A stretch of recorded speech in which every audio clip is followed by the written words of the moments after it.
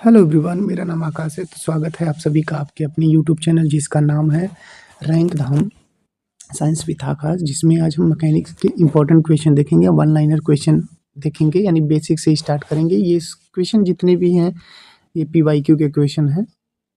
RRB PYQ है, SSC का है, ठीक है। आरआरबी के जितने एग्जाम होते हैं जैसे एएलपी, जेई, एनटीपीसी, टेक्नीशियन, सारे एग्जाम्स के लिए इम्पोर्टेंट है, ठीक है। तो पहला प्रश्न है हमारा कि किस नियम को जड़त्व का नियम कहते हैं। जड़त्व का नियम क्या होता है? न्यूटन के गति का प्रथम नियम जड़त्व कहलाता है। अगर हम जड़त्व की बात करें यानी मोमेंट ऑफ इनर्शिया की बात करें तो आई बराबर एम आर स्क्वायर होता है, ठीक है। आर क्या है यहाँ पे? हम रेडियस कह सकते हैं, ठीक है, रेडियस। और एम क्या है यहाँ पे? द्रव्यमान यानी मास है। फार्मूला बता रहा हूँ आपको, ठीक। और अगर हम बात करें इसके डायमेंशन की तो एम एल स्क्वायर हो जाएगा, ठीक है। बड़े कोष्टक में लगाएंगे एम एल 2, ठीक है, ये हो जाएगा आपका। अगले क्वेश्चन की ओर बढ़ते हैं। हमारा अगला क्वेश्चन है कि रॉकेट किस सिद्धांत पर कार्य करता है, ठीक है। यहाँ देखने वाली बात है, पूछ रहा है कि रॉकेट किस सिद्धांत पर कार्य करता है। ये क्वेश्चन जो है इंट्रेंस एग्जाम में भी आए हुए हैं, इंट्रेंस में भी आया हुआ है और ये जेई के पेपर में भी आया हुआ है, एएलपी में भी पूछा गया है। ये क्वेश्चन टेक्नीशियन में 2 से ज़्यादा बार पूछा गया है, ठीक है, टेक्नीशियन में। तो रॉकेट जो है वो रेखीय संवेग संरक्षण के सिद्धांत पर कार्य करता है, ठीक है।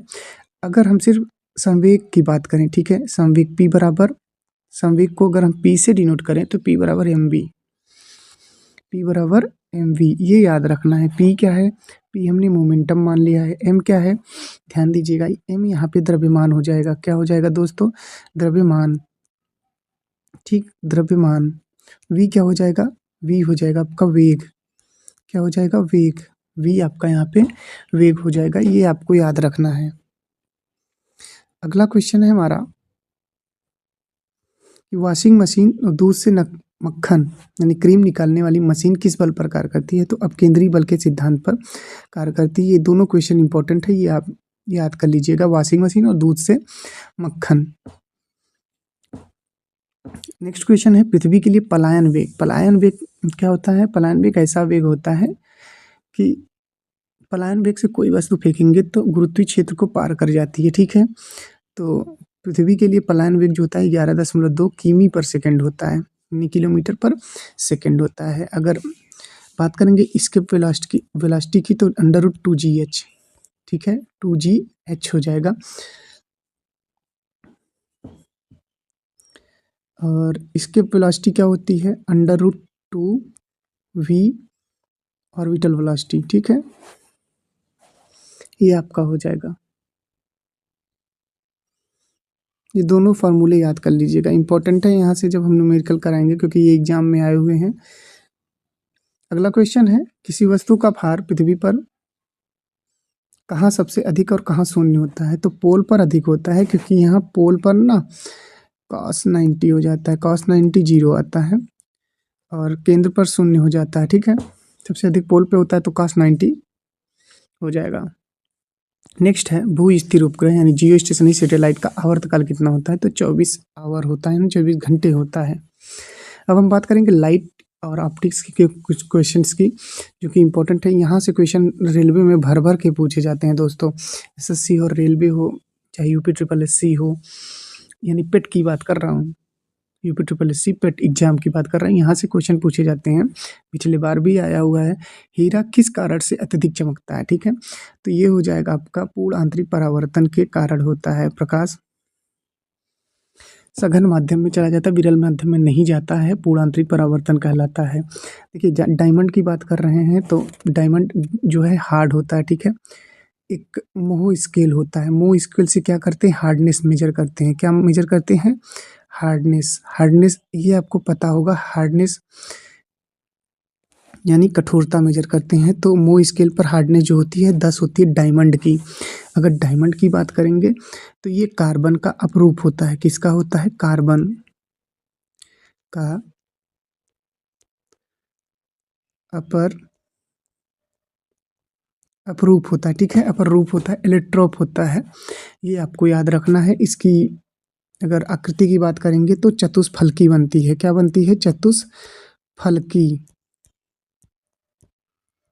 चतुष्फलकी बनती है। ये आपको याद रखना है। अगले क्वेश्चन की ओर बढ़ते हैं। अगला क्वेश्चन है, वाहनों में पीछे का दृश्य देखने के लिए यानी रियर व्यू मिरर किस दर्पण का प्रयोग किया जाता है? तो कॉन्वेक्स मिरर, ठीक है, यानी दूर के लिए उत्तल, नजदीक के लिए किसका? अवतल का, ठीक है, क्योंकि यह सीधा और छोटा प्रतिबिंब बनाता है। ये आपको याद रखना है। दाढ़ी बनाने के लिए डॉक्टर ईएनटी द्वारा किस या दाढ़ी बनाने वाले या डॉक्टर ईएनटी द्वारा किस दर्पण का प्रयोग किया जाता है? तो ये हो जाएगा आपका अवतल दर्पण। अगला प्रश्न है, आकाश का रंग नीला और ढलते समय सूरज लाल किस कारण से दिखाई देता है? तो प्रकाश प्रकीर्णन के कारण दिखाई देता है। नीले रंग का तरंग दैर्घ्य कम होता है, लाल का सबसे ज्यादा होता है, ठीक है, ये आपको याद रखना है। कम होता है यानी बैगनी का सबसे कम होता है वैसे, लेकिन नीले से जो आपका रेड है वो क्या है? उसका वेवलेंथ 7800 एंगस्ट्रॉम होता है, ठीक। निकट दृष्टि दोष को दूर करने के लिए किस लेंस का प्रयोग किया जाता है? निकट के लिए अवतल लेंस का प्रयोग किया जाता है, दूर के लिए उत्तल लेंस का हम प्रयोग करते हैं। ये आपको याद रखना है। ये साधारण से क्वेश्चन है लेकिन ये बार बार पूछे गए हैं इसलिए हम करवा रहे हैं। अंतरिक्ष यात्री को आकाश का रंग कैसा दिखाई देता है? काला दिखाई देता है, क्योंकि माध्यम नहीं है ना, ठीक है, क्योंकि एटमॉस्फेयर नहीं है इसीलिए ब्लैक दिखाई देता है। अब हम बात करेंगे हीट एंड थर्मोडायनामिक्स की। किस तापमान पर सेल्सियस और फ़ारेनहाइट दोनों स्केल का मान बराबर होता है? तो ये देखिए, ये इंपॉर्टेंट क्वेश्चन है।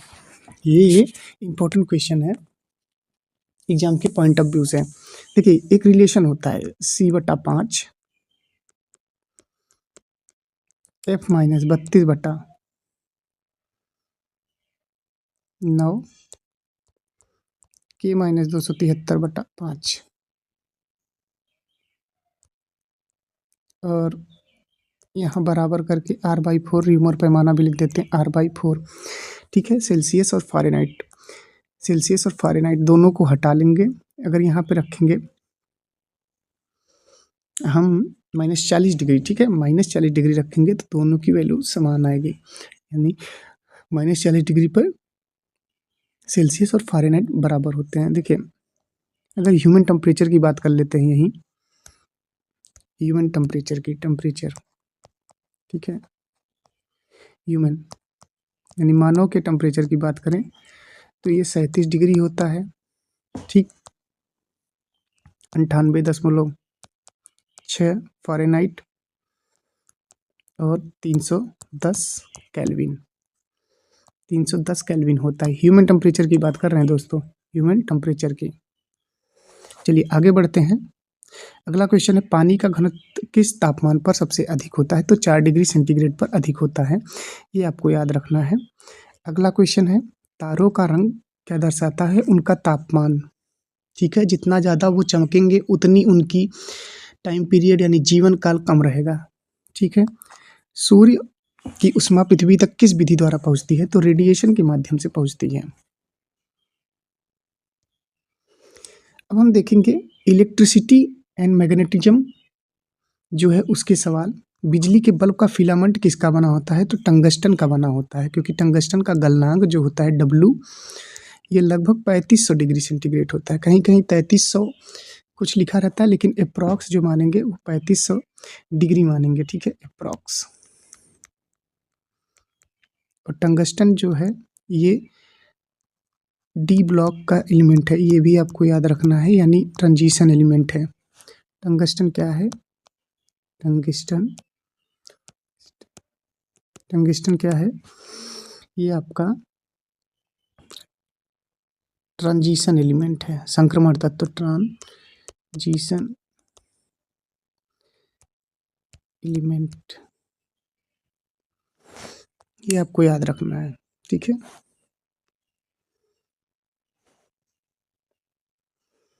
अगला क्वेश्चन है, विद्युत फ्यूज के तार की क्या विशेषता होनी चाहिए? हाई रेजिस्टेंस और लो मेल्टिंग पॉइंट होना चाहिए।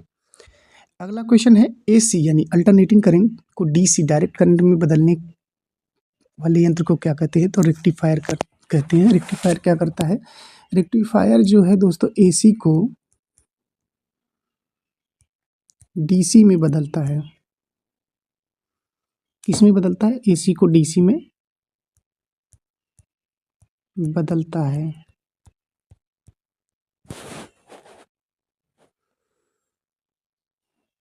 नेक्स्ट क्वेश्चन है, ट्रांसफार्मर किस सिद्धांत पर कार्य करता है? तो विद्युत चुम्बकीय प्रेरण पर काम करता है ट्रांसफार्मर। अब हम देखेंगे इलेक्ट्रोमैग्नेटिक इंडक्शन से, ठीक है। उसके बाद है ध्वनि और तरंगे। देखिए ध्वनि की बात करेंगे तो ये अनुदैर्घ्य होता है, ठीक है। ध्वनि तरंगे कैसे तरंगे हैं? अनुदैर्घ्य। और प्रकाश तरंगे कैसी होती हैं? अनुप्रस्थ। प्रकाश तरंगे कैसी होती हैं?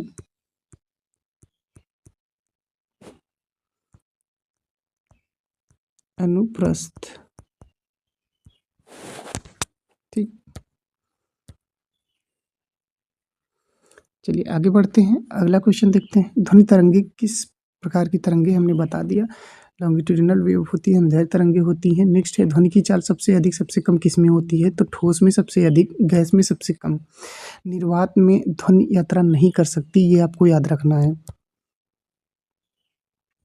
अगला क्वेश्चन है, समुद्र की गहराई या डूबी हुई वस्तुओं को पता लगाने के लिए किसका प्रयोग करते हैं? सोनार का प्रयोग करते हैं। साउंड नेविगेशन एंड रेंजिंग होता है इसका फुल फॉर्म। इसमें पराश्रव्य तरंगों का प्रयोग किया जाता है। पराश्रव्य तरंग की जो आवृत्ति होती है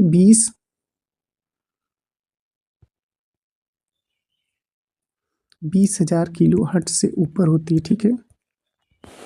के का मतलब यहाँ पे 1000 है, ये आपको याद रखना है। के का मतलब यहाँ पे 1000। अगला हमारा क्वेश्चन है कि अस्पष्ट प्रतिध्वनि सुनने के लिए श्रोता और परावर्तक सम्मुख सतह के बीच न्यूनतम कितनी दूरी होनी चाहिए? तो 17 मीटर, वही 16.6 अप्रॉक्सीमेटली 17 मीटर होनी चाहिए।